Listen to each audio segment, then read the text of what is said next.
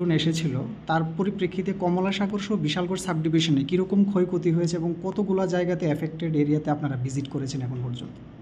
আমরা যে গতকাল যে আমাদের যে রামাল যে আমাদের সাইক্লোন, যেটা আমাদের রাজস্ব দপ্তর থেকে আমাদের প্রত্যেক মানে ডিএমদেরকে যে ইনস্ট্রাকশন দিয়েছে সেই অনুযায়ী আমরা এনডিআরএফ তারপরে আমরা যে ডিজাস্টার ম্যানেজমেন্টের যে টিম আছে সবাই মিলে গতকালকে রাত্রে থেকে এখানে আমরা ঘাঁটি করে বসে আছি এজেএম অফিসে।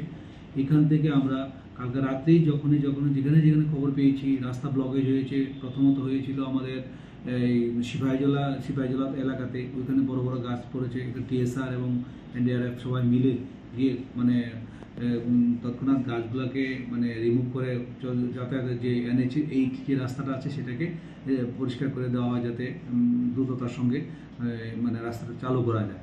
তারপরেই রাত্রেবেলা আপনারা জানেন যে রামাল যেই আমরা সারা রাত্রি পুরো ব্যাপী বৃষ্টিপাত হয়েছে, ঝড় হয়েছে, সেখানে আমাদের মধ্যে যে বিশালগড় সাব ডিভিশন আমরা বিভিন্ন জায়গায় যেখানে যেখানে খবর পেয়েছি তৎক্ষণাৎ ছুটে গিয়ে এইগুলা মানে করা হয়েছে, রেস্কিউ করা হয়েছে যাতে কোনো ধরনের স্বাভাবিক চলাচল বিঘ্নিত না হয়।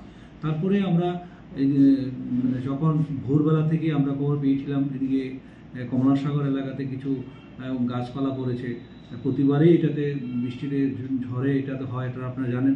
তো তৎক্ষণাৎ আমরা এনডিআরএফ এবং যে আমরা টিএসআর বাহিনী আছে সবাই মিলে গিয়ে সেখানে প্রথমে ক্যানানিয়া যে জায়গাতে আছে সেখানে রাস্তা ব্লকে ছিল, সেটা পরিষ্কার হয়েছে। কমলাসাগর হয়েছিল, আমরা দ্রুততার সঙ্গে করেছি। পাশাপাশি আমাদের কাছে একটা খবর এসে যে আমাদের মধুপুর যে পিএইচসি আছে সেই পিএইচসিটার সামনে একটা পুকুর এবং সহ গাছ পড়ে আছে সেই জায়গাতে, সেখান থেকে তৎক্ষণাৎ আমরা বিদ্যুৎ দপ্তরে তাদেরকে খবর দিয়ে আমরা নিজেরা যে এনডিআরএফ আছে তারা কাটার নিয়ে গিয়ে বিদ্যুৎ দপ্তরের সাহায্যে তাড়াতাড়ি করে রাস্তাটা চলাচল করা যায় তার জন্য, যেহেতু এটা একটা মানে হসপিটাল আছে সেখানে রুগী টুগী ইমার্জেন্সি ব্যাপার থাকে, তার জন্য আমরা দ্রুততার সঙ্গে করতে চেষ্টা করেছি। তার মধ্যেও আমাদের জেসিবি গিয়ে তারপর আমরা গত 9টার মধ্যে এটা রিমুভ করতে চেষ্টা করেছি। স্যার কতগুলো স্যার এফেক্টেড হয়েছে এর মধ্যে? দেখুন, আমরা তো এখনো আমাদের তহসিলদাররা বিভিন্ন তহসিলে বিভিন্ন ফিল্ডে ঘুরছে।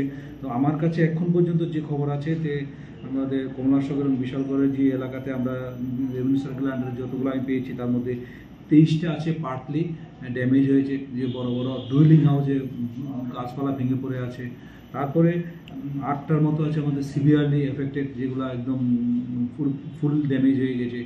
তার জন্য আমাদের তহসিলদার আরআই রেভিনিউ ইন্সপেক্টর যারা আছে সবাই মিলে সমস্ত ফিল্ডে কাজ করছে, মানে পুরোপুরি সবটা। এই পর্যন্ত আমার কাছে এখন পর্যন্ত এই নিউজটা আছে এখানকার, তো পুরোটা আরও বাড়বে এটা আশা করছি।